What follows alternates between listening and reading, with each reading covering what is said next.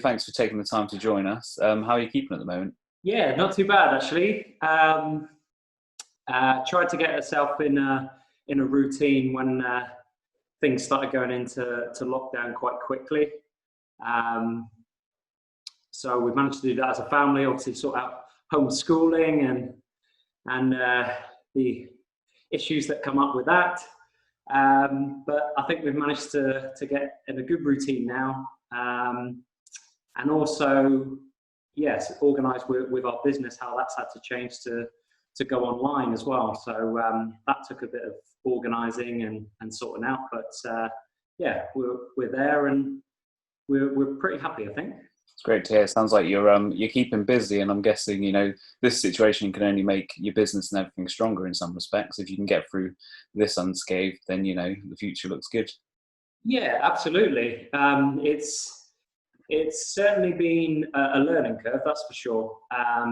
But allowed us to kind of see that we're able to access, a larger number of people that can access us from afar, which has been really great to be able to offer our services a little bit further afield than just around, the Devon area. So that's been great. Excellent. So I thought we'd start by just talking about the early days of your playing career. You started out at Man United in '96, I believe, gaining a professional contract in the year 2000. I read something that it began originally with your dad writing to Man United to just say, how much of a talented player you were going to become. Yeah, that's actually a true story. My dad rang the club when I was about 7 years old, which obviously every dad thinks that the son's pretty good, but he must have seen something at that stage to make him make that call at that early stage. But yeah, obviously the age that I was at the time, nothing could have been done about it. So I just continued playing, enjoying my football, and started to go to Tottenham Hotspur actually as a 13-year-old, and I think just kept in contact with Les Kershaw, who was the chief scout at the time, and obviously he kind of felt that if I was going to Tottenham, I must have something. So when it was getting to the age of 14, when they could actually do something about it because of where I lived and being so far as the rules were at the time, you couldn't go to a club more than an hour and a half's drive away from your home. They decided to come and have a look and like what they saw and wanted to sign me there and then, but I had to wait till my 14th birthday. So that was when it was signed and sealed 7 years later. So I got there in the end. I mean, just what was it like at that time? I mean, you signed your professional contract in the year 2000, the year after, United won the treble and all that was going on. Yeah, so I signed as a YTS apprentice that summer after they just won the treble and European Cup. So to be around the club at that time, I mean, to go up as a 14-year-old and to essentially see your heroes and them walking by you and chatting to you and saying hello to you was, an amazing experience itself from a fan's point of view, let alone being there as a player. So yeah, being there full time and then signing a professional contract was amazing. That's all I ever wanted as a young lad. That's what I wanted to do, and to be at that club to learn my craft was it was amazing, and a privilege really. Just what was Sir Alex like as a person while you were there? I mean, you hear stories of just what a great man he was, and how he'd have time for everyone and know you by name just after meeting you once, that sort of thing. Yeah, and that's very, very much the case. The environment around the club was very much everyone's in it together. It's very much a family-orientated environment. And you were certainly made to feel wanted. It was a nurturing environment, and that's probably why a lot of players that have gone through that process, whether they've been successful or not, end up going into, you know, coaching roles or things like that because of that environment and what they've learned going through that process. So yeah, I mean, he very much was very jovial through the week, but when it was business time and training time and game time, you know, a very focused, different character, but knew times when to kind of keep it relaxed and keep everyone in good spirits. Unfortunately, your time would be cut short at Man United due to picking up a serious, well, a career-threatening injury at the time at a very young age. I mean, how did you deal with that? I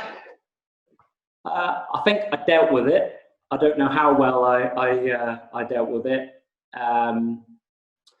Thinking back, yeah, it was a really tough time because essentially your dream had been shattered, and you felt like it was no fault of your own, and that you were almost cut the opportunity to really have a go at it. So that was disappointing, and but I had great support from the club and great support from the players there, the first team players, as well as, you know, my peers, and that kind of gave me some kind of strength to just assess it at the time and think, you know, what was my next move going to be. I'd spent, you know, about 6 months trying to recover, but because of the time that I've missed from interruptions, the time that I was there for injury, the chances of me getting to the first team were very slim. So I needed to decide whether I was going to try and recover and make a career out of it, or whether I look at other avenues. And I decided to do both at the time. I started a degree at Salford University, and I went and played part-time for Northwich Victoria, and tried to kind of rebuild my fitness, and also trying to, you know, develop my body so that I was able to kind of give football a go, which is what I decided to do. I deferred my university place, and then wrote to clubs and tried to get trials that following season. So I got myself very, very fit. I was fortunate enough to work with an athletics club, and that kind of gave me a great insight into kind of fitness regimes and developing other facets of fitness that were beneficial for my game. And yeah, managed to start my journey from there, back to try and get back into full-time football. And then you signed for your hometown club in 2003. How did the move come about? And was it the Eamon Dolan that signed you at the time? Yes, that's right. So I was on trial at Oldham in the summer, and that was going very well. And then they were hit with administration, I think, at the time. So that kind of fell through. I went to Macclesfield on trial. I didn't kind of get the vibe there and the environment. It just didn't feel right. So someone that I knew Eamon, and kind of said that I think Andy's thinking of maybe moving back home for a period. Could he come and train with you, and you can have a look at it? So that's how it kind of came about. At the time, then Exeter had just been put into a transfer embargo, so they couldn't sign me, but I could come and train. And that transition from being in pre-season and starting full-time training from the season before, just part-time, that actually benefited me without having the addition of playing week in, week out. Really helped my process of kind of getting back to full-time football, because I was full-time training but not necessarily playing games because of the transfer embargo at the time. And then when that was lifted, I was able to sign, and then I started to be able to involve in games as well, which kind of completed that whole process. I mean, that must have been quite, you know, an achievement and quite a great feeling at the time to be back playing professionally? Yeah, it was. Yeah, it'd been a lot of hard work, a lot of ups and downs along the way. It took a lot of patience as well. So yeah, but putting in the hard work, that's what you get. You get your just rewards in the end. So it was just trying to kind of keep that in mind as much as possible. And what kind of memories do you have of Eamon from your time, as a person and as a manager? Eamon was a really excitable character, a real jovial character around the training ground. Very, very much like Sir Alex, and I know Eamon spent quite a bit of time around that environment, so probably picked up a lot of those ideas from experiencing that, and it was very much the same. And he brought the same thing, kind of a family feel around the club, and everyone was in together. And because of the situation at the time with the transfer embargo and things being very kind of up and down at the time, whether the club was going to continue and those types of things, it was all, we're in this together and we'll all kind of work through it together. And I think that kind of brought a lot of strength and continuity to that squad at the time, and really set the foundations for what was to come next, really. You saw just how passionate he was on the touchline as well. I think I remember a game against the RMI where City scored a late winner. I don't know if that was in 2003 or not, and just him bouncing up and down the touchline and just celebrating in front of the fans was amazing to see. Oh, yeah. I remember it well. He was certainly a passionate guy, that's for sure, and he's well missed. You would make your City debut in November 2003 against Aldershot. Do you remember much about that match? Was it just amazing to be back on the pitch playing? Yeah, I don't. Just the kind of excitement of just being out there again, and kind of just finishing off that process of being patient, putting the hard work in, and then being able to have the chance to go out and perform and be part of it was the kind of overall kind of memory that I can remember from that. And to be on the pitch with those players, haven't been training with them for a long time, to actually be out there was great. I mean, then if we skip on a couple of years and you get the chance to return to Old Trafford, this time as a Man United player. I mean, do you remember watching the draw and seeing the balls come out? Yeah, I do, and I know the reaction of Steve Perriman and Alex Inglethorpe is the one that's seen. I think we were all doing very much the same when we saw that, jumping around, in disbelief that was actually real, and checking back to the telly many times just to check that was actually true. But that was incredible, and again, talking about kind of putting work in and getting reward at the end of it.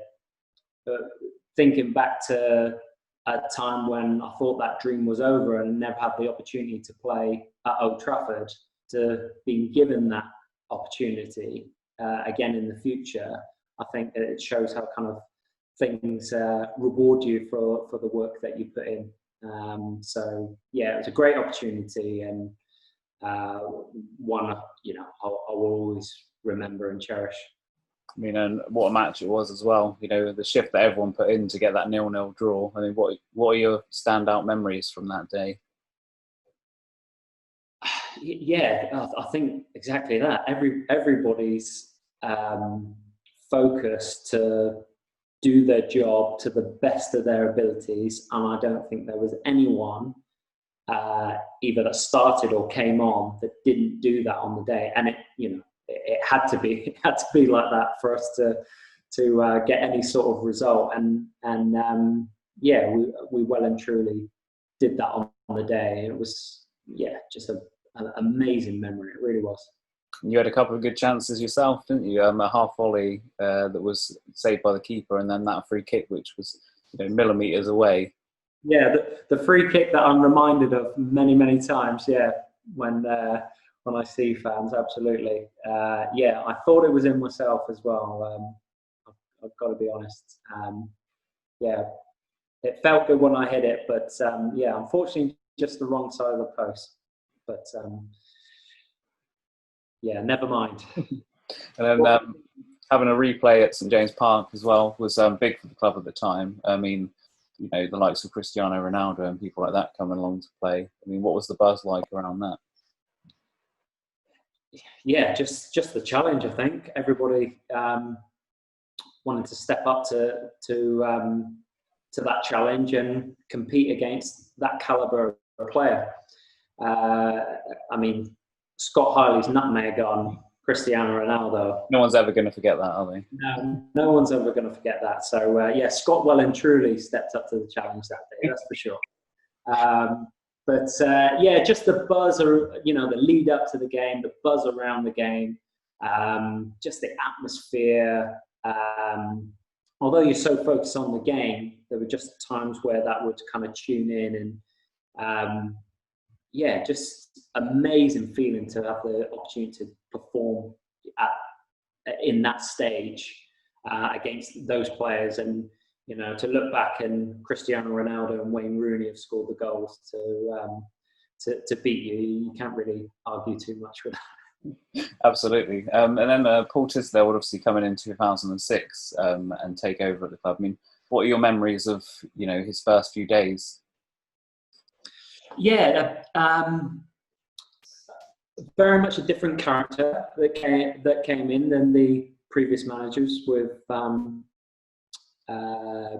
and Alex.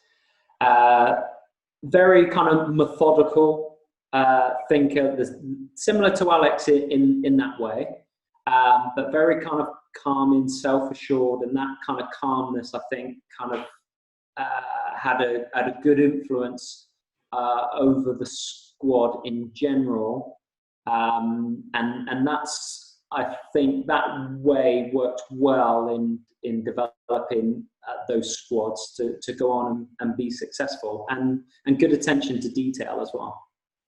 I mean, and the club would really kick on under him as well. You went on to make 34 appearances in that first season, where City would make Wembley and ultimately lose to Morecambe. But it was a great season in many respects. I mean, what are your standouts from it? Yeah, I think there was a period in the season where I was out of the team, and then we started to build some momentum towards the end of the season, and I managed to break back into the side, and you could just feel there was just a feeling around the squad that we had just hit form just at the right time, and we were building momentum into those last few games, and which managed to get us into the playoffs. And then playing Oxford in the semi-final, there was never a time through those two games, especially from my point of view, that I felt we were ever going to lose that, even when we went a goal down. And that momentum kind of carried through. And then, if anything, in the final, maybe that was one game too far. I don't know. Maybe we ran out of a little bit of steam. Didn't quite perform as well as we could have. But their winning goal, I mean, what a strike that was. I remember that. Yeah, just the disappointment of, the excitement of leading up to that game, and that opportunity to be promoted, and then just the disappointment at the end of not quite doing enough, and knowing that we probably could have done better. I mean, yeah, what's the mood like when the full-time whistle goes? And you tried to put in as much as you can on the pitch, but ultimately just couldn't quite get over the line. Yeah, I think utter dejection. I think so much goes into the day, the preparation. So much goes into the game.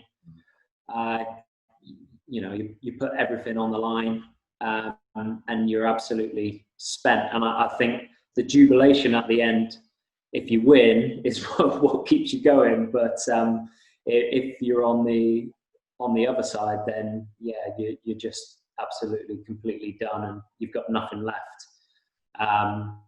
Yeah, actually, I remember having to do a drugs test after that game, and having to sit there with your opposite with your opposition. It happened to be Michael Twiss, actually, that used to be at Man United, so I knew him.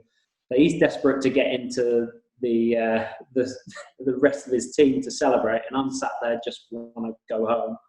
And yeah, you're absolutely dehydrated, and then you've got to try and do this drugs test, and yeah, it's the last place you want to be. So yeah, I remember that, and yeah, not a great memory. And do you think that experience though really toughened the team up and got them, prepared mentally to go again and go one better the next season? Yeah, I think to do that and to bounce back the same, it's really difficult to do. So yeah, I think it kind of built a bit of resilience. But also I think going through the process helps as well, because you kind of know what to expect. It's not a new experience. So that can be beneficial. It's just trying to then hold your nerve and not be thinking, oh, I hope it doesn't happen again. But yeah, as we know, it was a great day in the end, and we managed to get over that line and yeah, and have the celebration of and know what the other side felt like compared to the year before. I mean, what are your memories of that season as well? A lot of players say just how close-knit a group you were and how unbelievable a team it really was. Yeah, I mean, some fantastic players that we had that have gone on to have great careers in the game. So yeah, it was a really great squad of players, great characters in there, good fun. Yeah, my memories of that season were, I remember the first couple of games of the season. I think we were playing at Altrincham, and I got caught in a challenge, and my leg didn't feel right, and so we ended up travelling back, and I had my foot up, and it was not right. So I went to the hospital that night, and I had an X-ray, and nothing showed up on the X-ray. So I thought it was bad bruising, so I tried to kind of carry on. I was walking on it the next few days, and actually that's when me and Claire got engaged. And I remember we went to Branscombe. Anyone that knows Branscombe, there's a hell of a hill there. So that's when I was going to ask her to marry me. So we were walking up this hill, and I've carried a basket for a picnic. And I remember walking up this hill thinking, my leg is not right. I'm in lots of pain here, but I don't want to show it. I don't want to ruin the moment. And yeah, she eventually said yes, and it was all good. But I remember trying to kind of run on it the next couple of weeks, and it's still not being right. So I went back to have an X-ray and found out that it was actually broken. So that kind of stalled my start of the season. And I remember working really hard to try and get back to fitness, trying to break back into the squad, and probably worked a little bit too hard, to be honest. And probably a little bit overtrained. Additional stress, a kind of contract at the end of the season coming up, and those things, and trying to kind of deal with those things. But eventually coming back, breaking into the squad, and we were obviously doing well through the season. Again, starting to build momentum. But I think it caught up on me, and my performance dipped. I came out of the side. But what the squad did then, in terms of keeping that momentum going, and then into the Torquay games in the semi-finals, and what was produced then, and then to carry that into the final was amazing achievement. And it was amazing to kind of be able to finish off that process and achieve what was set out at the start of the season. Is, can we get back there or do it straight away and actually get promoted, which we were successful in doing, which was great. Absolutely. I mean, I'm hoping these stats are correct, but you ended up making 109 appearances for Exeter and scoring 7 goals. What would you say was your favourites out of those? The favourite's probably my first goal, which happened to be at St James's Park, which was against Aldershot, I think. I think I set 2 goals up on the day and scored a goal, so it was a pretty good day. So that one certainly sticks in the memory.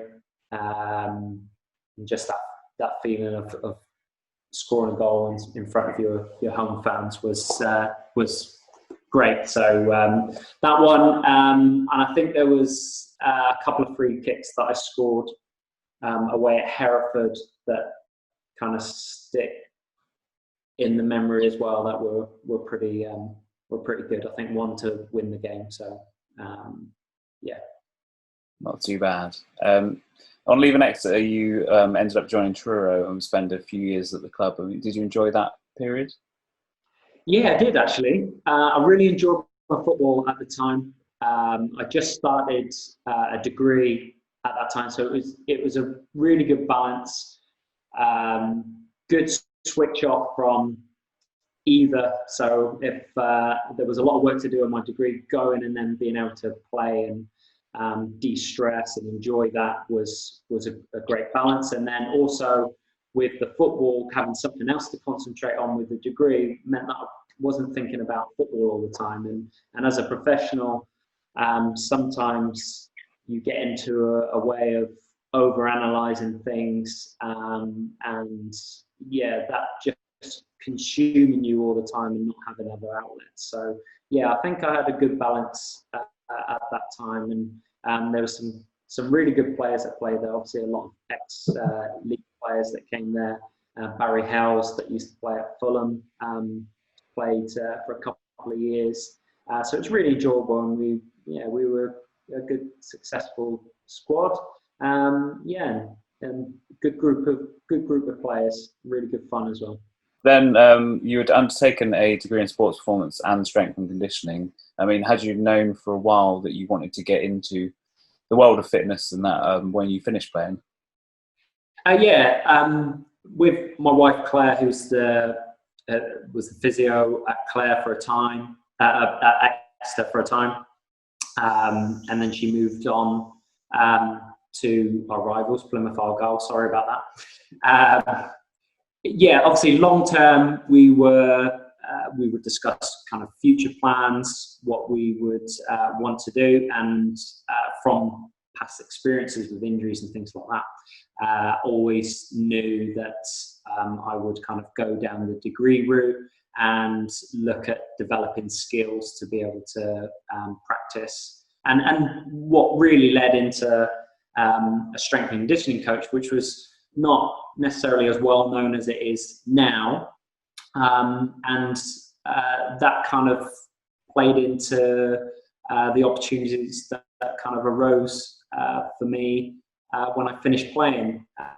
One with my work at Ivy Bridge Community College, where I work as a strength and conditioning coach on our academy program, and then to develop our own business and use those skills of Claire's and mine together to be able to offer the general public as well as local athletes support in their trainings. And as you say, you set up TaylorMade around a decade ago. I mean, can you tell us a little bit about, what the services and that you offer? Yeah, sure. So me and Claire work in combination, and we also work in isolation on our programs. The part where we work in combination is using our experience from professional sport and the support that athletes get, is being able to use that for anybody really, general public. So if someone's had an operation or they're injured, they'll get that initial diagnosis or support from Claire.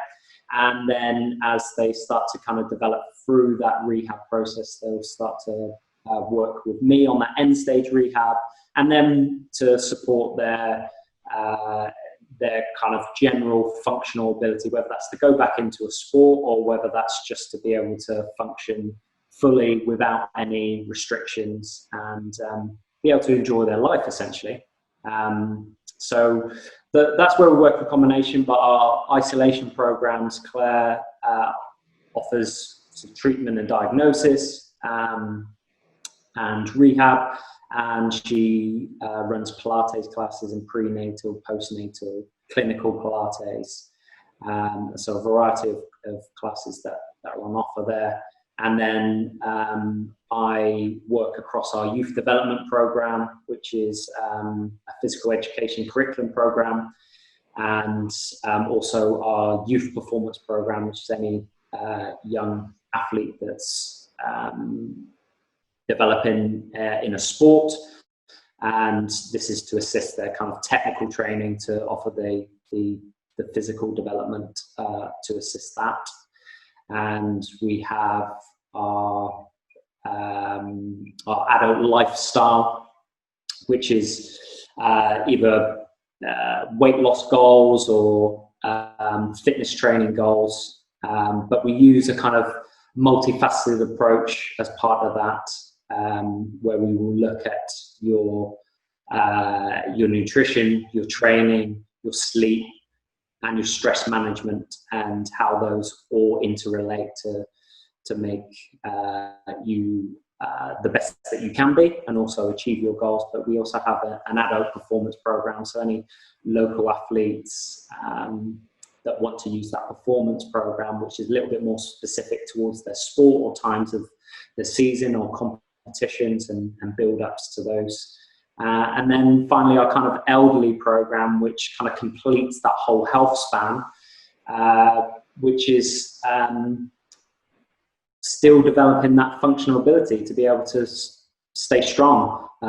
Muscle is the organ of longevity, so the old adage goes, if you don't use it, you lose it. And that's really important as we get into old age, that we maintain that. Being able to sit down into a chair and get up, and to be able to balance, fall prevention, those types of things are key for your health. So we're able to kind of cover all aspects and support at any stage of that health span. And do you feel your playing experiences and the challenges that you faced have really helped you with the business? Yeah, certainly. I think certainly perseverance, resilience, being adaptable have been really helpful. We've built our own premises, our home, and our kind of training facilities on site. So going through that process has certainly brought up a few challenges, that's for sure. And times where you think, are we going to get this done? And yeah, just working through it and finding that resilience to be able to keep going and achieving it in the end. It's been a long process, but it's been a worthy process, and one we're really proud of. Health and fitness itself is hugely important right now as well, isn't it? With the country still in lockdown. What advice would you give people if they're wanting to, take that first step to getting back to fitness or improving their fitness? Yeah, sure. I mean, health is well and truly kind of being put front and center, right, at this time with the COVID-19 pandemic. And the kind of information that comes out is that those people that may be overweight or have underlying health issues, diabetes, are more susceptible to kind of picking up the infection and also having adverse effects to it. So it's really important that your health, one, what kind of state it's in, and then two, to kind of know what to do about it. So we're actually running a challenge through our social media channels at the moment, which is a 30-day challenge to make a habit. So there's kind of key areas to this. The first thing is kind of knowing where you're at. So there's a couple of simple measures that you can do for that, which is taking a waist circumference score, measure in centimeters at the belly button, and dividing that by your height in centimeters. And if that's over 0.5, then that is an early indication that there's some kind of metabolic kind of ill health. So if you're gaining weight around the viscera here, then that correlates with kind of adverse effects in terms of maybe developing diabetes or potential long-term effects in heart disease and those types of things. So one, it's kind of knowing where you're at. You can score yourself out of 10, how you're feeling mentally, energy-wise, those types of things. And then as you go through the process, is at the end of that, see how that tracks and changes. Are you feeling better? So you're taking care of the kind of psychological aspects as well as the physical ones.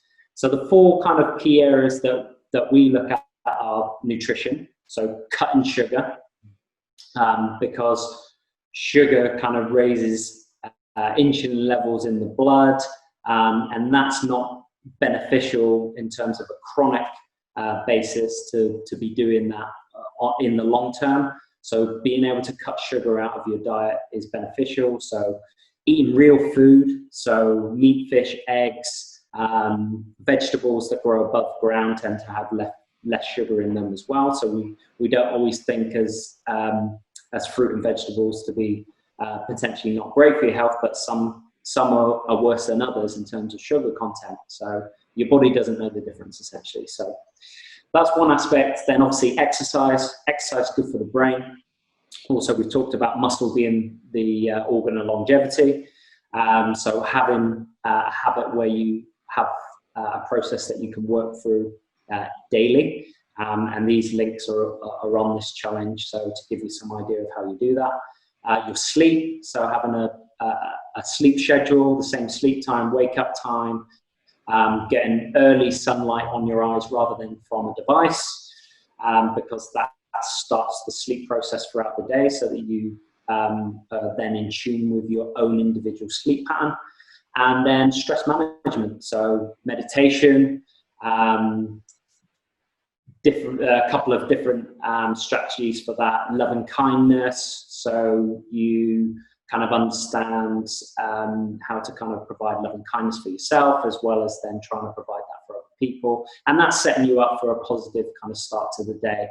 And then there's another one called curtain kriya, which has been shown to increase frontal lobe function of the brain, which is really important for kind of long-term health, especially in the development of Alzheimer's. So just a 10-minute practice of that type of meditation a day can increase the size and function of frontal lobe function. So those aspects in combination are really things that would be really beneficial to try and develop into your daily habits to support your long-term health.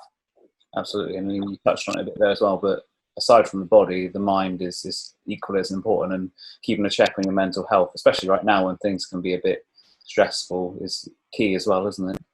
Yeah, absolutely. And, you're living on top of each other if you've got a large family. So there's additional stresses that kind of come along with that. And yeah, there's actually another aspect which, especially on that side, is a dopamine fast. So this is something I learned from a Dr. Robert Sivers, and this kind of come out from Silicon Valley. So probably one of the most creative places in the world, and using this as a technique of being able to reset your brain to help you rather than hurt you. So that's taking an hour or 2 hours or half day or full day, whether once a week, twice a month, or once a month, or every 6 months, and you shut everything off, all your technology, you take that time just for you, and you are there with a pencil and paper, and you have the opportunity to sit with your thoughts and deal with any issues that you have got or any challenges that you need to work through. And you write that down and you work out what your process is going to be. And what that allows you to do is to be able to cleanse and move forward. And the analogy Dr. Robert Sivers talks about is kind of the carrot for the donkey. So you put the carrot in front of the donkey, that helps it move forward. But if you're continually feeding the donkey carrots all the time, there's less incentive for it to. So you stop feeding the donkey the carrots, therefore becomes hungry, you put the carrot in front. And it's the same for the brain. You take that away, it allows it to cleanse, reset, and then it will help to kind of move you forward and not keep you in the same place. Excellent advice, that. Just finally, you guys are locals to Exeter, and I think you've been doing a lot of live sessions and things on your social media accounts, haven't you? I guess you just encourage people to check you out on social media if they are interested in finding out a bit more. Yeah, absolutely. Yeah, on our Facebook page, Taylor Made Performance and Rehabilitation, we run a weekday morning session at 8:30 with our 2 young children.